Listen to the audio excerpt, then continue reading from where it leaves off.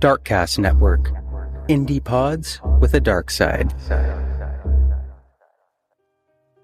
On September 21st, 2015, 26-year-old Asha Kreimer was having breakfast with her boyfriend and her childhood friend in Point Arena, California. She got up to use the bathroom and never returned. Her sudden disappearance would have been strange enough, but it was the culmination of 4 days of sleepless nights, a refusal to eat, and delusional thoughts. While many people believe that Asha may have decided to end her own life, her mother, Jeannie, started looking for her daughter and has never stopped. While she hasn't found Asha after 10 years of searching, strong tips have given her reason to believe that her daughter is still out there, and more importantly, can still be saved. When a person goes missing, there's a special kind of pain in the not knowing. I want to tell you the stories of those who never came home. Today, I want to tell you the story of Asha Kreimer. I'm Kona Gallagher. And I'm Ethan Flick. And this is And Then They Were Gone.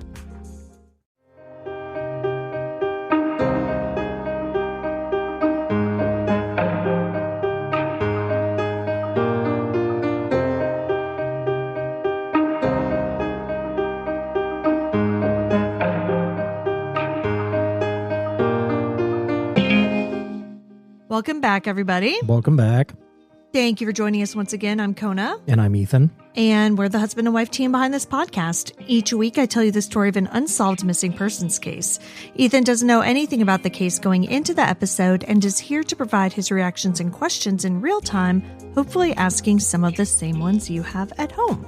Now, Asha's story does share some similarities with the one that we covered last week, Joe Pickler. In both, a person went missing near a body of water, and police quickly seemed to dismiss their disappearance as a suicide. In Joe's case, there was a note that made them go toward that conclusion, and in Asha's case, she was suffering from what appears to have been a severe mental break. However, just like in Joe's case, once you dig in a little bit, there's so much more to the story, and I don't believe that it's nearly as cut and dry as it might seem. Right away, I'm left with thoughts of, my first thought, honestly, was you're talking about the sleep deprivation and her having delusions. Isn't she right at she might be a little bit too old for the onset of schizophrenia.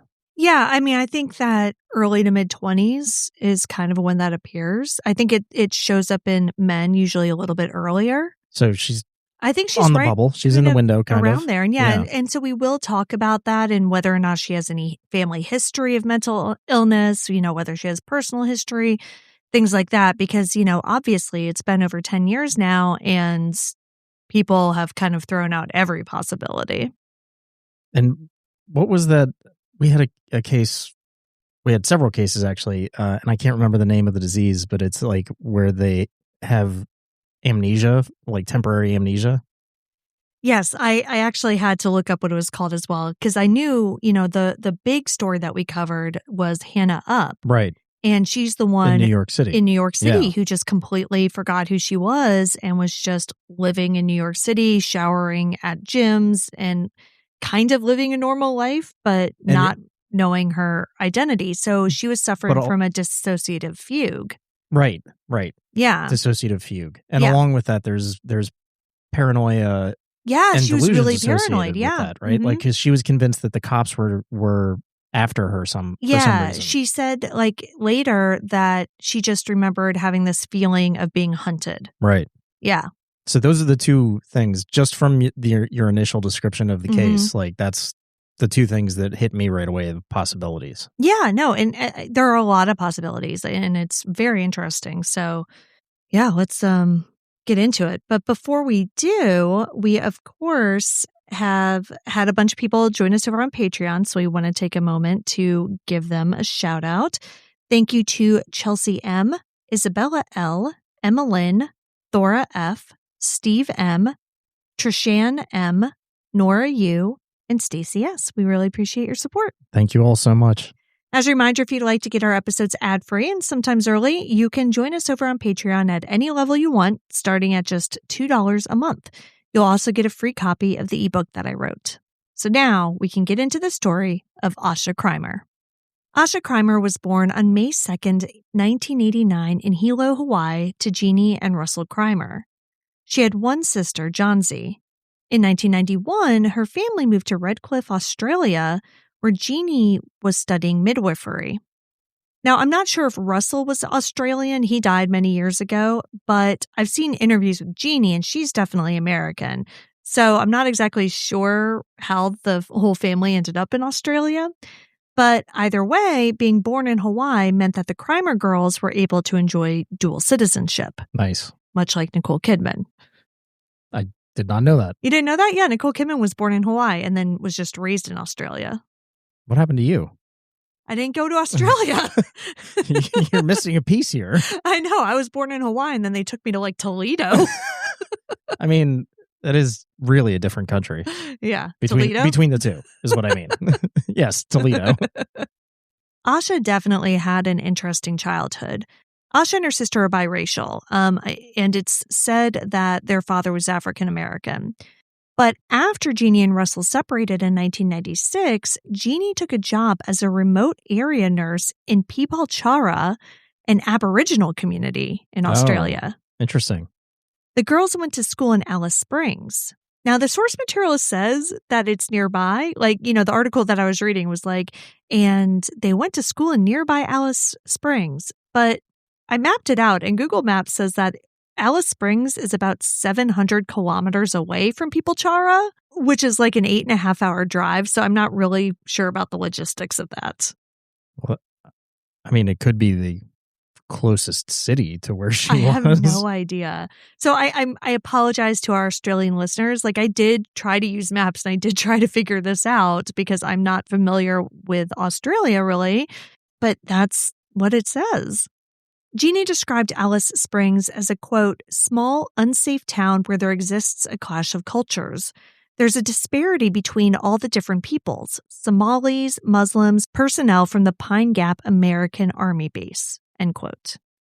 After starting high school at a private school in Alice Springs, where she was described as well-liked and athletic, Asha chose to attend boarding school at St. Peter's College, which was nearly 3,000 kilometers away on the western edge of Brisbane. See, 800 kilometers away is... Yes, so maybe it was nearby, right? It's just a short jaunt down the road. Yeah. After graduation, she rejoined her mother and sister in Mullumbimby, where Jeannie was still working with the Aboriginal community. I will pay you $5 if you could say that again. Listen, I need you all to know that I looked up the pronunciation of all of these places, and that is what it said. And so I truly am trying, you guys. But Asha wouldn't stick around for long. After she graduated in 2011, Asha and her sister decided to move to America, and they headed to San Francisco, California. So the mom stayed in Australia? Yeah. And I think by this point, their father had passed away, but I don't have a year on that. And I'm sorry, how old was she at this point? She was in her early 20s. Okay. Quite the adventure, though. I know, right? To go like halfway across the world from Australia to California. So the two sisters shared a studio apartment and they quickly made friends. Asha got a job at a day spa and she and her sister began enjoying city life. They had only been in town for a few weeks when Asha met a man named Jeannie Gale at a party. According to an interview with Jeannie in an excellent article on the website Redheaded Black Belt, they were instantly drawn to each other because they had so much in common. He told reporter Matt Lefevre, quote, "We're both of mixed race. Both of our mothers were nurses. Both of our fathers were musicians. She also knew my brothers that had traveled in Australia," end quote. What? Is that insane?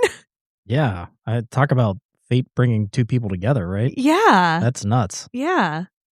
Jeannie was from the Bay Area, and Asha soon became close with his mother and his other family members who were still around. Jeannie was also interviewed for this article, and from what she says, the relationship caused a rift between Asha and Johnsy, though she doesn't elaborate as to the reason why. Now, I don't know if it has something to do with Jeannie personally, or if it was simply a matter of like, hey, we moved here together, and now you're spending all your time with this dude. Yeah. But regardless, Asha and Jeannie fell hard for each other, and they soon moved in together in San Francisco's Mission District. Now, even back in 2013, San Francisco was horrendously expensive, so the pair started looking at other places to live. They found the small town of Albion, about 3 hours north on the California coast, and moved into a home that was nestled among the redwoods. Sounds nice. Yeah, I saw a picture. It's like super, super cute. The couple had a hot tub, several dogs, and lived a pretty quiet life in Mendocino County. Asha had 2 jobs, one at the inn at Schoolhouse Creek and another at Digging Dog Nursery. And for a couple of years, things seemed like they were pretty great. But in September 2015, things began to change. At the beginning of that month, Asha went to visit her sister, who by that time had moved to Los Angeles. When Jeannie picked her up on September 6th, he immediately noticed a change. His happy, friendly girlfriend was acting withdrawn and barely talked on the ride home. According to Jeannie, Asha talked about wanting to make changes in her life, including getting a driver's license and just generally improving her relationships with people. Asha also talked about wanting to start therapy and told him that she wanted to get married and have a baby. Oh, that's so much all at once. It sounds like it was. It just seemed as though thoughts were swirling around in her head, and they began to manifest as anxiety and depression. What made this even more difficult is that they were about to have house guests. Olivia Ponton, a friend of Asha's older sister whom Asha had only met once, was coming into town, as was Sally Scales, a childhood friend of Asha's. Sally was going to be staying with them, and the idea of this launched Asha into a manic cleaning phase. Olivia came into town first, and Jeannie noticed that Asha wasn't sleeping well and was eating less than normal. They don't talk a lot about that visit in and of itself, but Jeannie says that Asha seemed particularly anxious about Sally's visit, which was coming up right after Olivia's. The anxiety was weird to Jeannie because he thought that Asha and Sally were really close, saying, quote, Asha had spoken of her throughout our relationship and said she was like a sister, end quote. At one point, Asha even tried to convince Jeannie that Sally shouldn't stay with them, saying that she would be, quote, more comfortable at Jeannie's mother's house in San Francisco, end quote. That's really odd. Yeah, it didn't make any sense. Like, Sally had probably never met Jeannie's mother, and San Francisco was over 3 hours away from their house. Yeah, this sudden change in behavior and the anxiety and paranoia, it's interesting. Yeah. Yeah, I mean, and Jeannie was just like, I don't know what is happening at all. And he said he was just never able to get a straight answer out of Asha. So Sally arrived in California on September 16th, and Asha and Jeannie drove to San Francisco to pick her up from the airport. They had dinner at Jeannie's mother's house, and he told his mom what was going on with Asha. It sounds like his mom and Asha were close, so he asked her to talk to Asha. Now, I don't know if they spent the night there that night or if they drove back after dinner, kind of like what the deal was, but the next day, Sally, Asha, and Jeannie were back in Mendocino County. It sounds as though Jeannie was just trying to stick to the plan and show Sally a good time, despite Asha's apparent depression. On September 17th, the trio went and bought charcuterie and wine from a local shop, but Asha barely ate. Sally obviously had no idea what was going on and chalked up Asha's behavior to maybe not loving the remote small town lifestyle as much as she thought she would. Yeah, I mean obviously she's coming into this at a different time and place. Yeah. But that doesn't really explain what happened when she went to see her sister in Los Angeles and why there was such a dramatic shift at that point. You're right. Yeah, because Jeannie doesn't say that Asha was acting oddly before that trip at all. It just seems that when he picked her up, that's really when things started to change with her. The next day, Friday, September 18th, is when Asha really started to go downhill. According to Jeannie, Sally and Asha were upstairs in their house just hanging out and reminiscing about their childhoods in Australia. Sally had some photos and the pair were looking through them. When Sally pulled out a photo of a white house, Asha apparently lost it. She said that she had been sexually abused and had been repressing the memory. Looking at a photo of that house brought it all back. Interesting. But they never say whose house it was. So I don't know if that was Asha's house, if it was, Sally's house, a friend's house, a relative's house. I have no idea. Mm-hmm. Asha had already been having trouble sleeping, and it sounds like this is where she just stopped altogether. That night, Jeannie said he was woken up by Asha yelling, quote, "I haven't gotten over my father's death," end quote.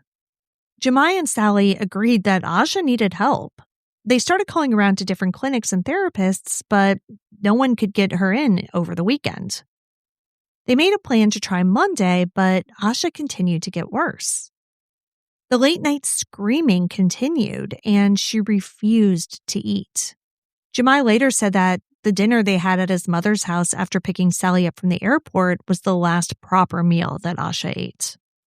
On Sunday, September 20th, they tried getting Asha to eat by taking her to her favorite restaurant, but she only nibbled at her food.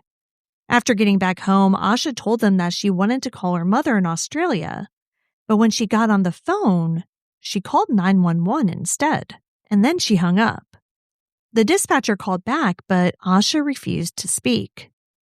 Did this prompt sending the police? No, I guess it didn't, but I think Jeannie got on the phone, and after he had a conversation with the dispatcher and Asha, it was agreed that it was time to take her to the emergency room. All of this to me sounds like the onset of schizophrenia. Yeah. Because it's different than with the dissociated fugue that we saw in the other case, because that was I don't think there was as much lead up to it. Right. You know what I mean? It was like something sudden. happened very suddenly. Yeah. This to me, and I don't know what happened with the visit with her sister, but whatever that was might have caused stress, anxiety, pressure on her that kind of caused the mental break at that point. Yeah, because, we're talking about a 2-week period here. So Jeannie picked her up from that visit on September 6th, and at the point where she's calling 911, we're on September 20th. Yeah, that's fast.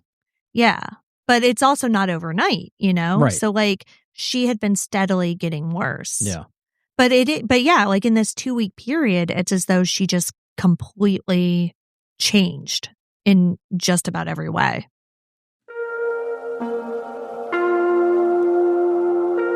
Most of us are trying to get healthier, but we're guessing about which habits actually matter for our bodies, and we're all different.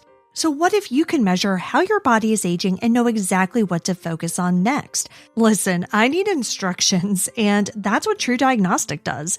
They test your biological age and key health markers, and then they give you a clear 90-day plan based on what your body needs without the guesswork. The test is so easy to take at home. They send you the kit, you take a little finger prick, send it in, and then you get this amazingly detailed report back that tells you everything you need to know. I'm so excited to get my next round of results to see if I've improved or what's changed in general since the last time I took it. I'm really interested in the True Health test, which tests over 105 biomarkers, including vitamins, minerals, antioxidants, and fatty acids to understand my system's health right now.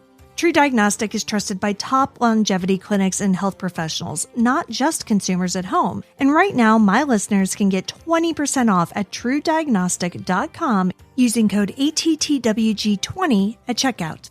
That's TrueDiagnostic.com and use code ATTWG20 for 20% off today. Choose True Age, True Health, or the combo kit as a one-time purchase or subscription. Did you eat? That's usually the first thing Ethan says to me when he gets home because honestly, some days I just can't even deal with it, so I don't. Luckily, Factor makes healthy eating easy with fully prepared meals designed by dietitians and crafted by chefs, so you can eat well without the planning or the cooking. Their meals include lean proteins, colorful veggies, whole food ingredients, and healthy fats. And you can choose meals that fit your individual goals, whether that's healthier eating, calorie management, or more protein. They also have 100 rotating weekly meals to keep things fresh and delicious through the winter. Factor meals are always fresh, never frozen, and ready in about 2 minutes. Ethan's been loving them too. He works a crazy schedule, so it's so much easier to just take these Factor meals instead of worrying about meal prepping on the weekend, which is the last thing anyone wants to do. So if you want to try it, you can head to factormeals.com/ATTWG50OFF and use code ATTWG50OFF to get 50% off and free breakfast for a year. Eat like a pro this month with Factor. New subscribers only, varies by plan. One free breakfast item per box for 1 year while subscription is active. This episode of And Then They Were Gone is brought to you by Progressive Insurance. Fiscally responsible financial geniuses, monetary magicians, these are things people say about drivers who switch their car insurance to Progressive and save hundreds. Because Progressive offers discounts for paying in full, owning a home, and more. Plus, you can count on their great customer service to help you when you need it, so your dollar goes a long way. Visit Progressive.com to see if you could save on car insurance. Progressive Casualty Insurance Company and Affiliates. Potential savings will vary. Not available in all states or situations.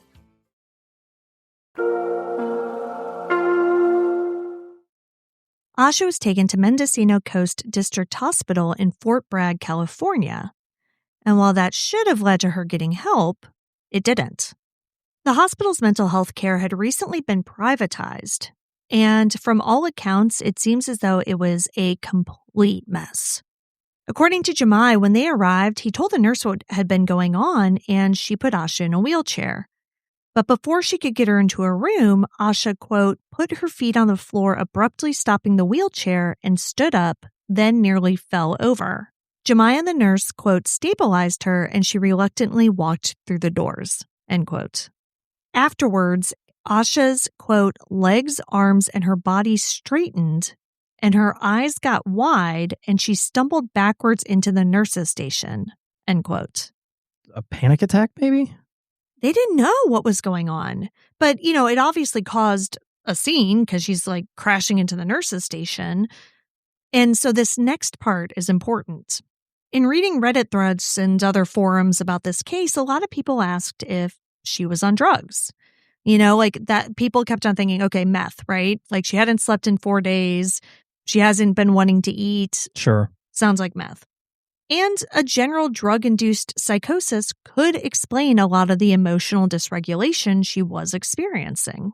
So obviously, they asked Jeannie at the hospital if Asha was on drugs, and he said no. Now, does that 100% mean that she wasn't? Of course not.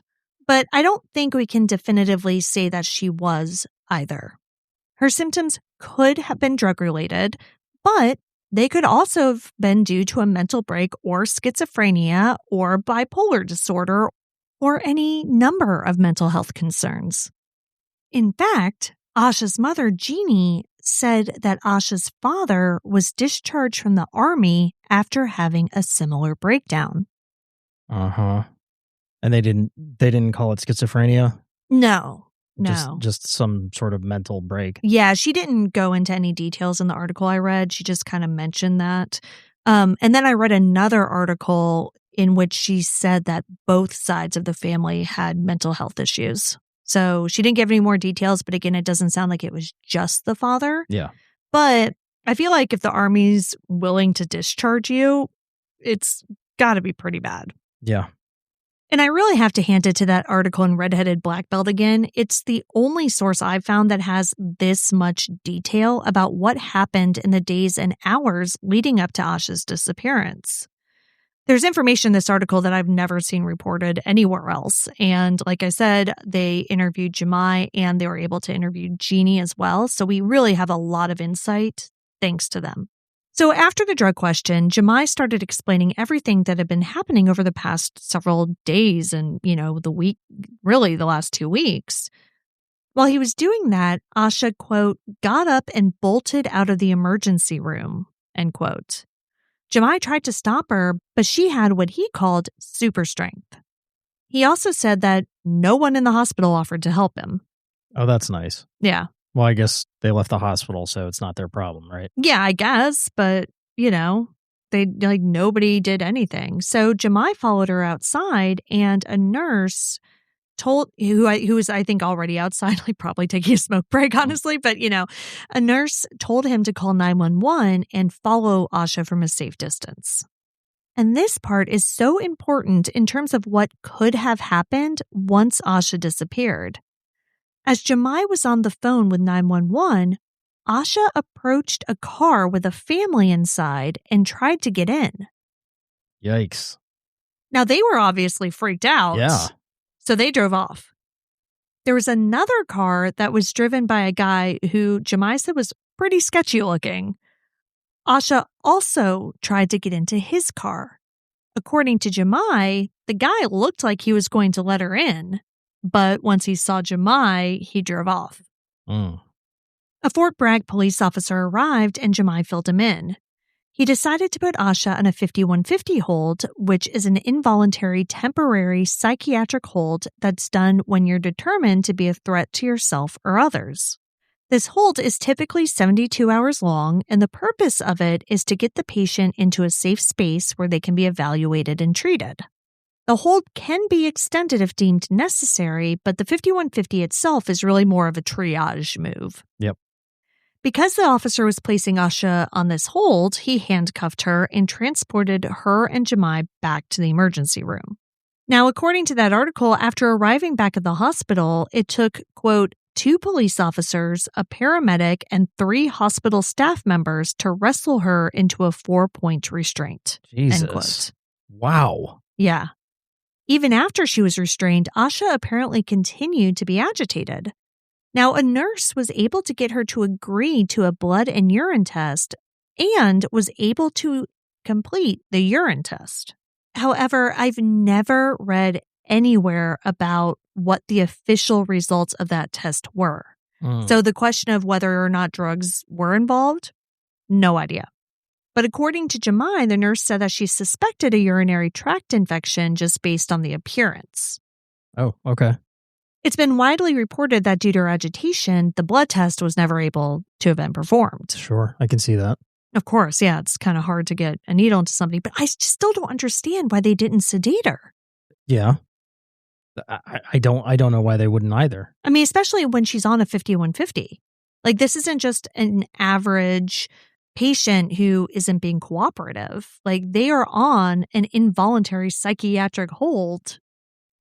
Yeah, well, I mean, I think there's some technicality issues there. Yeah. I think you have to have, before the psychiatric hold actually takes effect, you need to have a physician sign off on it. Mm-hmm. It's called something different here. It's a 313 here. Mm-hmm. Same concept, but you need to have a physician sign off on it. They're not, in other words, like the psych ward isn't going to just like take a cop's take cop's word for it. I mean, that makes sense. So they have to be seen by medical professionals and it needs to be signed off on. And I mean, that makes sense, but it's like they also have eyeballs. Right. Even then, like I think there was still justification to sedate her. Yeah. So a psychiatric social worker arrived. And so maybe that's kind of going along with what you're saying. Probably. Like maybe that was part of the requirements to make it official or Right. whatever. And he began asking Asha questions, including whether or not she wanted to harm herself. According to Jeannie, quote, she did not answer, but instead she got up and reached for a piece of nylon rope that was holding some ducting to the ceiling, end quote. What the hell? Like, this is in California? Yeah. Okay. Now, Jeannie saw that as a pretty clear yes. Yeah. Even though Asha didn't actually say that. Later, she also started repeating, quote, I killed Joy, Eddie killed Joy, end quote. Eddie and Joy are their neighbors, Laurel Eddie Pratt Ryan and Joy May Taylor, his longtime girlfriend. Both of them were safe at the time. Okay. Interestingly, 3 years later in 2018, Eddie was reported missing, and he's never been found. What the hell? To my knowledge, Joy has never been reported missing, but there are rumors online that she also disappeared or was killed. But this was all years later. Okay. That's very weird. Yeah. So I don't even know what to do with that. Now, this next part is absolutely shocking to me. It makes absolutely no sense. All right. So Asha was clearly in distress. Right. She was like flopping around, crashing into the nurse's station. She ran out. She had to be brought back in by a police officer. She had to be restrained by like 4 people. Mm-hmm. But despite all of this, the social worker asked her if she wanted to be released from the 5150 or go to a mental health facility. It's an involuntary commitment. Yeah, I don't know. Asha's response was, quote, "I don't want to be lonely." So not an answer. No. Then the social worker spoke with one of the doctors about giving Asha Ativan to calm her down. There you go. That makes sense. Yeah. For reasons that I cannot personally fathom, apparently the doctor refused. Okay. Instead, apparently feeling as though she wasn't a threat to herself or others at the moment, the social worker provided Jeannie with a list of other clinics that were available the next day. He then took Asha off of the 5150 hold and discharged her with instructions to come back if she needed to. Wow. Okay. Yeah. I mean, I cannot, like, listen, America's medical system is bad, and privatized mental health care, probably not great either. But I mean, this is shocking. Yeah, it's completely crazy. I mean, she may not have outwardly said that she wants to harm herself, but she said that she killed Joy. Yeah. And like that in and of itself is, to me, I mean, that's reason enough Yeah, she's to say saying that she she's murdered potentially somebody. a threat to others. Yes. Aside from, again, having it requiring 4 people to get her into the hospital. Yeah. No. And I mean, again, like I said, Joy was fine at the time. They didn't know that. Yeah. She literally could have murdered Joy. Yeah, this is nuts. Yeah.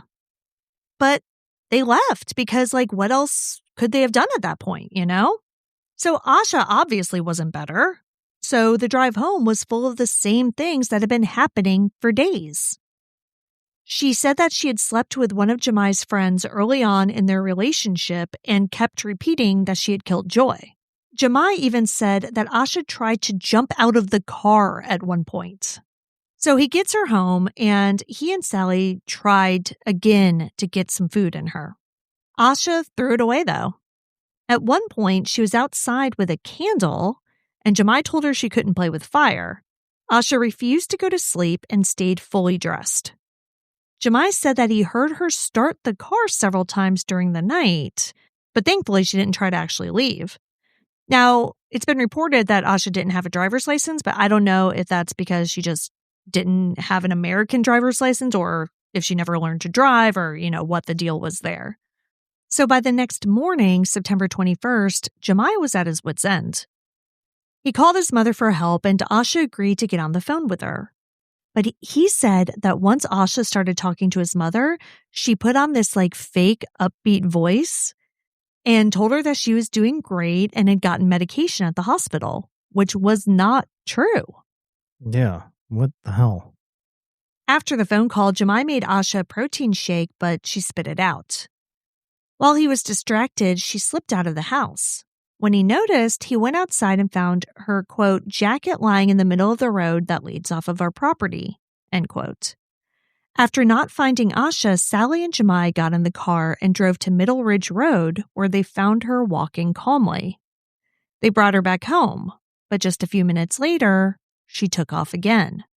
Jeannie quickly found her, but said that she was, quote, standing by the side of a tree watching us look for her, end quote. I mean, this is schizophrenia. Yeah, that's... Yeah. This is a psychotic break leading into schizophrenia. And we are not medical professionals. That's not a medical opinion. No, of course not. That is what it sounds like. When Jeannie asked Asha why she kept running away, she clearly responded, quote, "I want to kill myself," end quote. Okay, well, there you go. After that, she turned around and sprinted away faster than Jeannie had ever seen her move in his life, he said. He said that she ran so fast that her sandals flew off of her feet. and she was running on a gravel road barefoot and didn't seem to feel any pain. At this point, Jemai and Sally did not know what to do. They knew Asha needed help, but they hadn't been successful the day before. Sally mentioned that Asha had always loved long car rides when they were growing up in Australia, so they decided to get in the car and take a ride down the coast, hoping that it would soothe Asha in some way. It sounds like the plan was to try to calm her down, get some food, regroup, and then decide who they were going to call in order to get her help. It sounds like a good idea. So the trio drove down Highway 1 down to Point Arena, a small coastal city in Mendocino County. There, they stopped at the Rollerville Cafe to get coffee and breakfast. Asha once again refused to eat and continued her bizarre behavior. At one point, between 10:30 and 11 a.m., Sally got up to use the restroom. Now, the restroom was located in a different section in the restaurant, so not within eyesight of their table or anything. Right after Sally got up to leave, Asha said she had to use the restroom as well and followed her. A few minutes later, Sally came back alone. When Jemai asked her where Asha was, Sally said that she hadn't seen her and Asha never made it to the restroom. So what it sounds like is Sally was far enough away that she didn't know that Asha had even gotten up from the table, so she wasn't even looking for her, you know? Right. Yeah. Because obviously if she knew she was going, she would have stayed in the restroom and waited for her. Right. And then Asha saw an opportunity to bolt. Yeah. The exact timeline of events from the cafe varies, but that's basically what happened. As Jeannie told SF Gate, quote, "People's statements all vary, but the end result is that she went missing," end quote. Armour makes getting dressed easy. With a clothing rental membership from Armour, you can build the perfect wardrobe with brands that are high quality, unique, and recommended just for you. All you have to do is take a 5-minute style quiz and select items from your personalized closet. Then they show up to your door in as little as 2 days. And let me tell you, I'm on the other side of the country and they still got here super quick. Then when you're ready for new clothes, you just swap them out. I'm an elder millennial, and so jeans are kind of like the thing that I can't figure out right now. And so in my new bag that I just got, I ordered 2 different pairs of jeans because I'm still trying to figure out what actually works for me. And I love it because I can rent high quality designer clothes without having to make that financial investment. Plus, there's no laundry required and no time wasted shopping. So right now, my listeners can give Armour a try and get up to 60% off of their first month. That's up to $150 off. Just visit armour.style/ATTWG. That's armour.style, ARMOIRE.style/ATTWG to get up to 60% off your first month and never worry about what to wear again. Try Armour today. Carvana's so easy, just a click and we've got ourselves a car. See? So many cars. That's a click-tastic inventory. And check out the financing options. Payments to fit our budget. I mean, that's Clickonomics 101. delivery to our door. Just a hop, skip, and a click away. And bought. No better feeling than when everything just clicks. Clicks. Buy your car today on Carvana. Delivery fees may apply.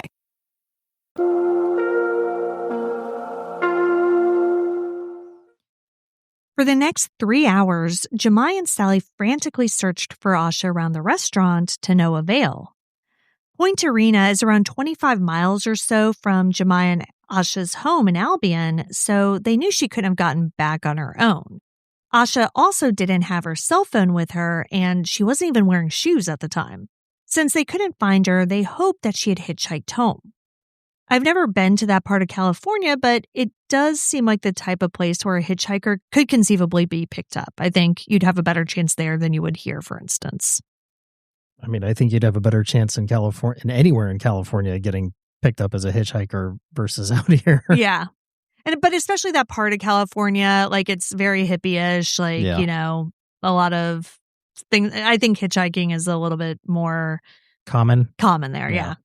And remember, when they were at the hospital the day before, Asha kept on trying to get into people's cars. Yeah.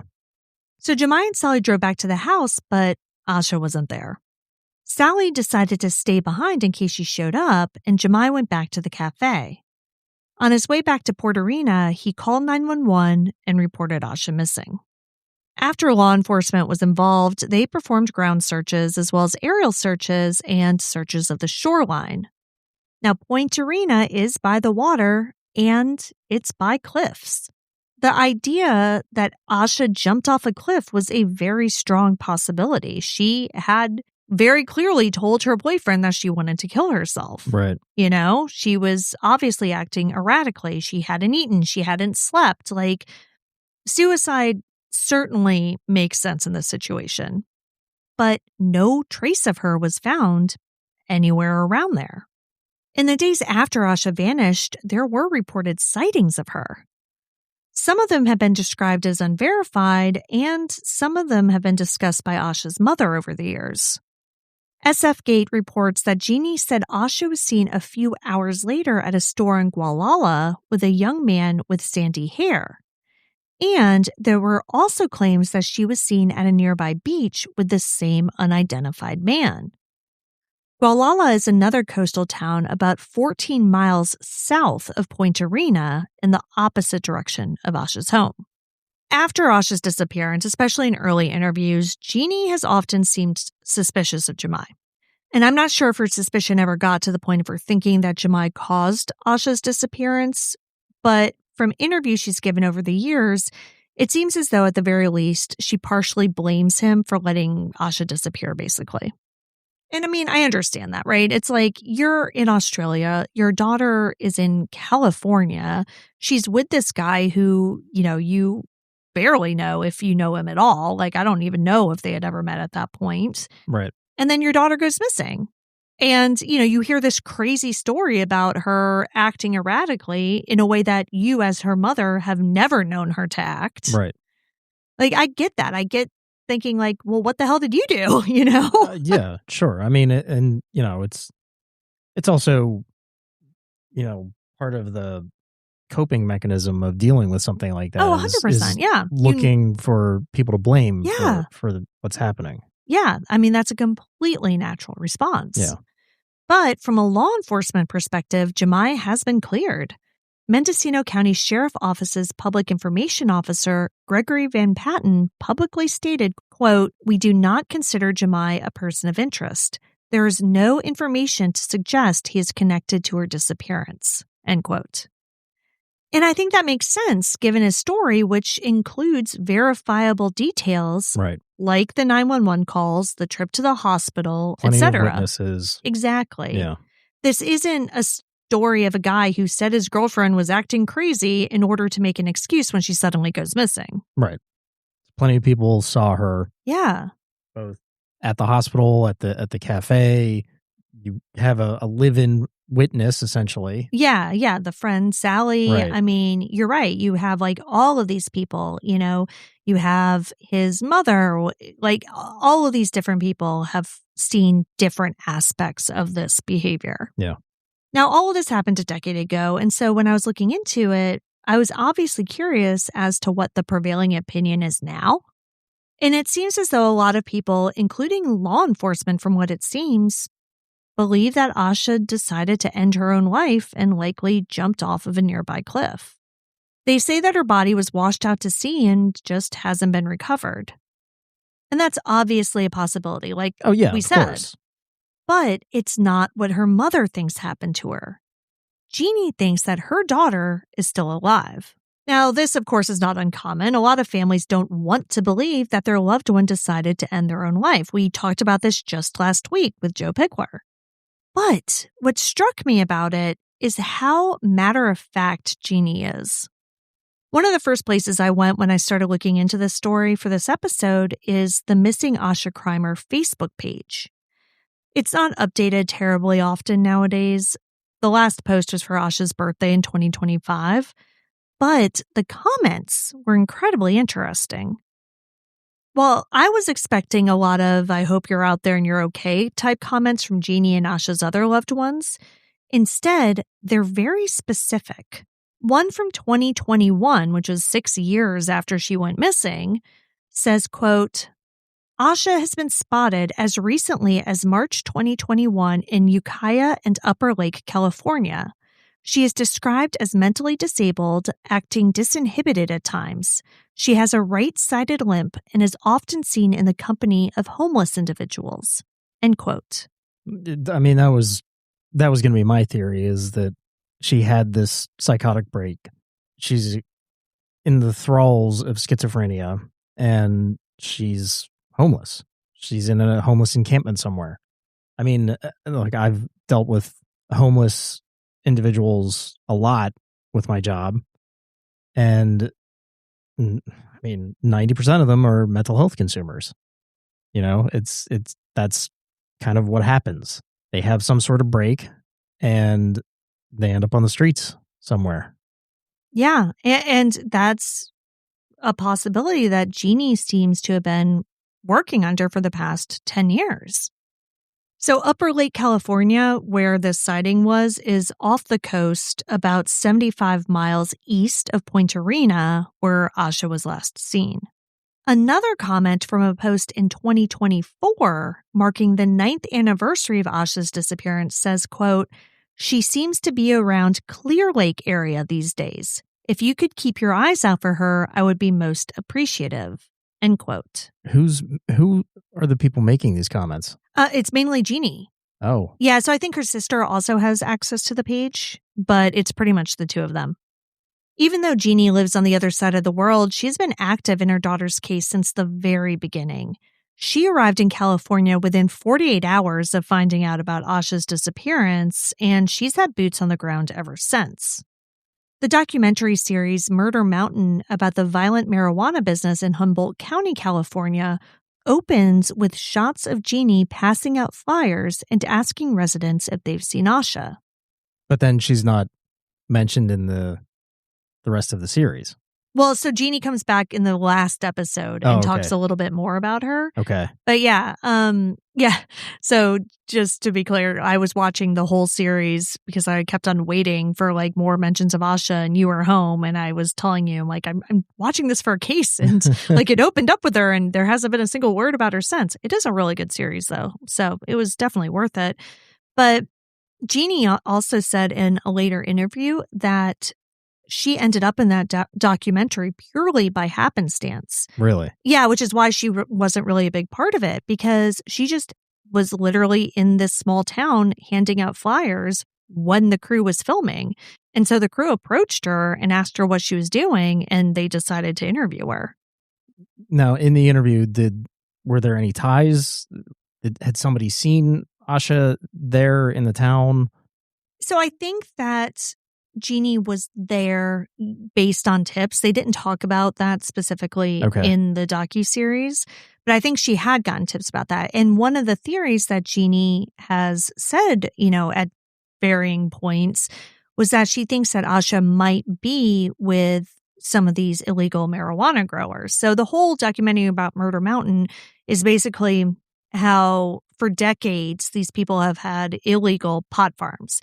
But then once marijuana started to be legalized in California and regulated, then there was a whole thing between the legal versus illegal farms, and there was a lot of violence involved and a lot of just insanity. And a lot of people went missing, especially young women and young men too, who had gone to work on these farms. Okay. And so that's kind of how it was.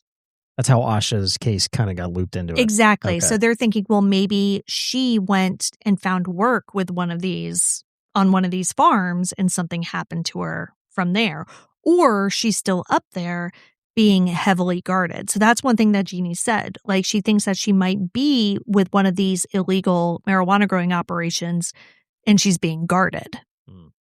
But yeah, I've gotten the impression from Jeannie that she's gotten a lot of tips over the years that she's kind of run down. She has said that she paid to have Asha's phone forensically examined, and also stated that over 100 people have been questioned in her daughter's disappearance. But based on her complaints about how little investigators have done in Asha's case, I also think that many of those 100 people were questioned directly by her. Jeannie told the producers of Murder Mountain and the other reporters that she basically worked in Australia, saved up money, flew to California, searched until she ran out of money, and then returned to Australia and repeated the process. She said she was coming over every 2 months for years, saying, quote, "Each time I visit the States, I come with hope that I will make contact with someone who is able to bring resolution to my daughter's case. My trips are acts of love for my daughter. I look forward to connecting with Asha so she can reassure me that she is okay. Every bit of information is valuable and sheds light on the unknown." End quote. I find that so interesting and not implausible because, again, getting back to that documentary, Murder Mountain, one of the big parts of that is they're following the case of a young man who disappeared who was working on one of these farms. And it turns out that, he was murdered. A lot of people knew it. A lot of witnesses, a lot of people were involved. And the Humboldt County sheriffs just weren't doing anything about it. So it was kind of this open secret. So you watched part of it with me. Yeah. And one of the, not to go off on a tangent about it, but it was one of the quotes from the sheriff was if you engage in vigilante justice, there's nothing we can do about it. You push us out. What? You are the law enforcement. If people are engaging in vigilante justice, go arrest them. Yeah, you're supposed to still be involved. Yeah. Yeah, so, just based on that, it seems plausible that Asha could be out there or that somebody knows something either way, right? There could very well be a group of people even who know exactly what happened to her, where she is or where she was, if she's still alive, if she's not still alive. And police seemingly aren't really looking into it that much. And now we are dealing with two different jurisdictions, to be fair. Asha did go missing in Mendocino County, not Humboldt County. Right. But still, Jeannie has said that she has not been satisfied with the investigation. And I think, again, getting back to the very beginning of this episode, they looked at it. They're like, okay, she had a break and jumped off a cliff, Yeah, can't find her. Yeah, can't find her. She jumped off a cliff, the end. And to them, that is the end. But obviously, it's not the end for Jeannie. No, and I don't think that's what happened to her either. Yeah, I don't either. And truthfully, there aren't a lot of cases, unfortunately, that we cover where I think there's a good chance that the person is out there still alive. But this is one of them where I do believe it's a real possibility. Yeah, well, it's like I said, it's got all of the hallmark factors that lead to long-term homelessness. Exactly. To me, this isn't a mother who doesn't want to accept that her daughter is gone. This is a mother who has real reason to believe that her daughter is out there, not in her right mind, and in need of help. And she's going to fight to get her what she needs. As she wrote on Facebook for Asha's birthday last year, quote, "We love you. We miss you. We will never stop looking for you." End quote.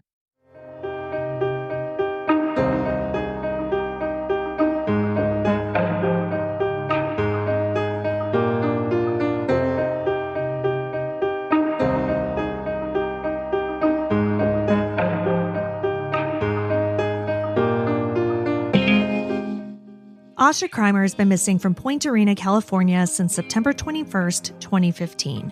She's a biracial woman with brown hair and brown eyes. Asha has a gap between her two front teeth and a birthmark under her left breast.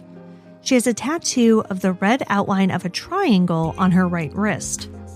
At the time of her disappearance, Asha was approximately 5'10" and 135 pounds. She speaks with an Australian accent. Asha was 26 when she went missing. She would be 36 today. If you have any information about Asha Kreimer, you can contact the Mendocino County Sheriff's Department 707-463-4095. You can also leave an anonymous message at 213-986-7671 or email her mother directly at jeannie.kreimer, That's GEANNIE.KREIMER@gmail.com. You can see all the sources for this episode along with photos and videos at our website, andthentheyweregone.com. And be sure to follow us on social, and Then They Were Gone Pod on Facebook and at ATTWG Pod on Instagram and TikTok. If you like what we're doing, please subscribe and consider leaving a 5-star review on Apple Podcasts or Spotify. It will help new listeners find us. And the more people that listen, the more chances we have of bringing someone home. And we'll see you here next week for a brand new episode. See you next week. And Then They Were Gone is hosted by Kona Gallagher and Ethan Flick. All research, writing, and editing is done by me, Kona Gallagher. Theme music is The Stork by Ketsa. Additional music is provided by Kai Engel. And Then They Were Gone is a Little Monster production. Hey, you can do it!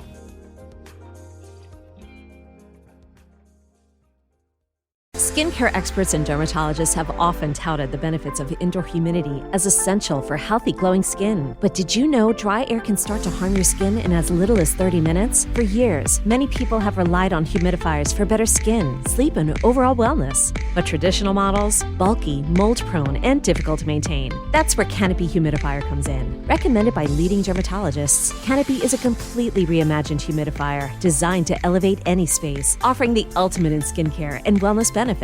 Canopy's clean moisture combats dryness, dullness, and fine lines while strengthening the skin's barrier and boosting the effectiveness of topical skincare products. With its sleek design, Canopy is the cleanest and easiest humidifier on the market. With its unique technology, cleaning is as easy as popping it in the dishwasher. Go to getcanopy.co to save $25 on your Canopy humidifier purchase today with Canopy's filter subscription. Even better, use code PODCAST at checkout to save an additional 10% off your Canopy purchase. Your skin will thank you.